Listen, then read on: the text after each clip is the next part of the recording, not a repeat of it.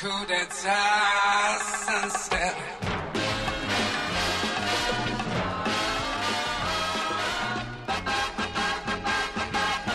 Sunset sound, coup d'etat.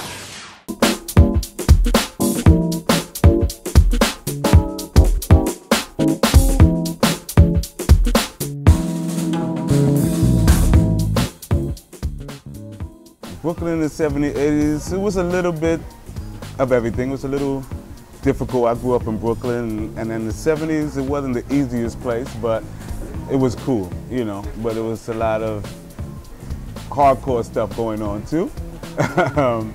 And that's when I discovered the Paradise Garage at the age of 15.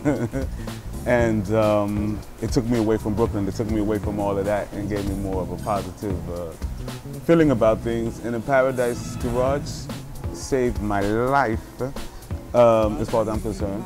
That's why I have the tattoo here, but you can't see it. But yeah, it's Larry Levan who really made me want to be a DJ, want to do music, do everything, because he was extraordinary.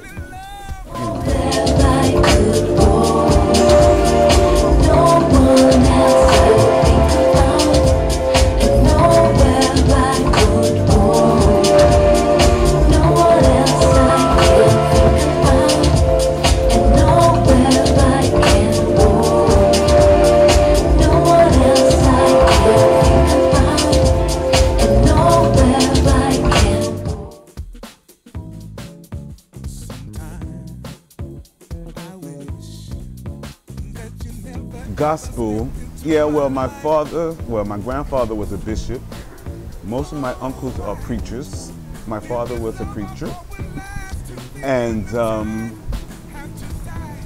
if they ever hear this, they'll be so mad. But to stay from being bored, it was the music that made me stay. So I figured, okay, I have to come because I was young at the age. My parents, you gotta go. So I found something in it that I liked, which was the gospel music.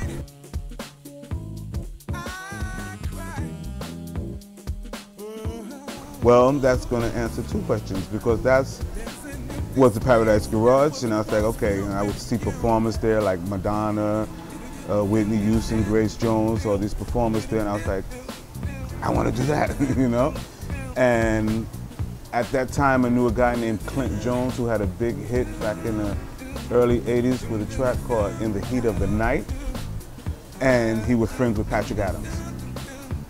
So he introduced me to Patrick Adams, and then I did my first demo with Patrick Adams. It never came out. It was a demo called Too Hot for Love, and I worked with Patrick and Christine Wilshire from Freak and Push Push in the Bush and Pussy and all of that stuff.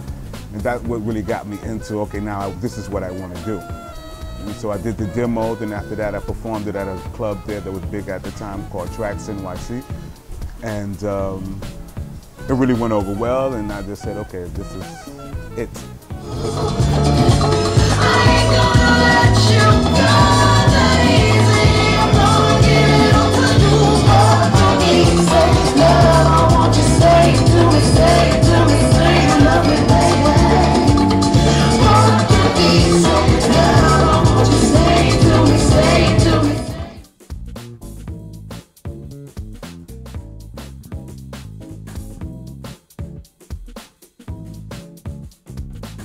The Paradise Garage closed. No, that was one of the reasons.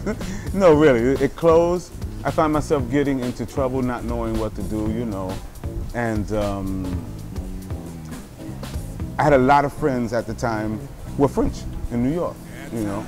And I went to Paris for a 2-week visit that lasted 20-something years.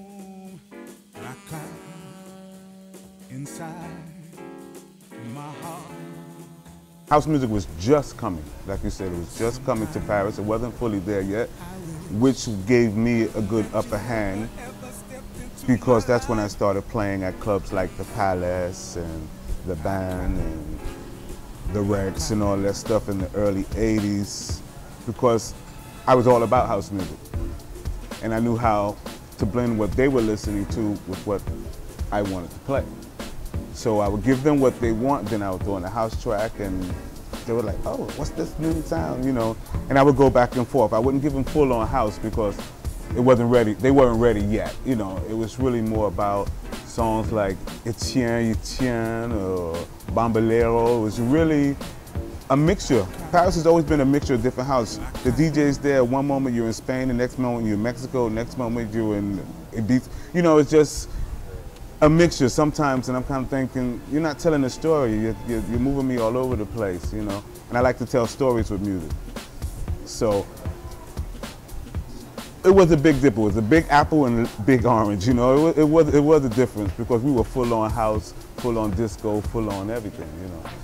But Paris had the fashion and it had the models and it had all of those things, which of course made the party. If you had a good party and had a good crowd of people, with all the models there, if they were enjoying what you're doing, everybody else would get into it. They would come into it.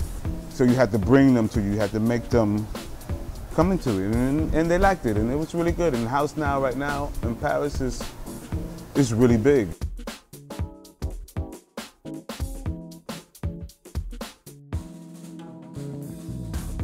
I've been DJing for over 20 years. I actually started to sing and DJ in Paris. Because I wanted to bring something else into what everybody else was doing, because now everybody's a DJ.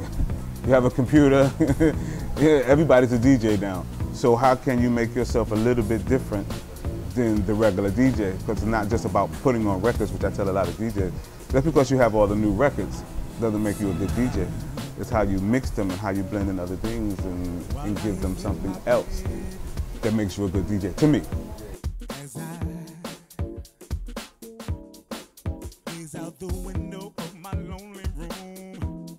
No, it's my second time in Bali. It's the only part of Asia I've been to, which I happen to love.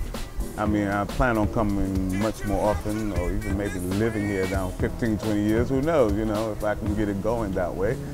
And I would love to be a part of that whole Asian scene here. I would love to be in Hong Kong, Bangkok, Japan. I would love to get into all of that stuff because I think they have another appreciation for music. They're really into their sound, they're really into what's happening. It's not just as much as just a fashion. They really love it, and you can tell if they like it or if they don't, but you can tell, and that's what I like about it.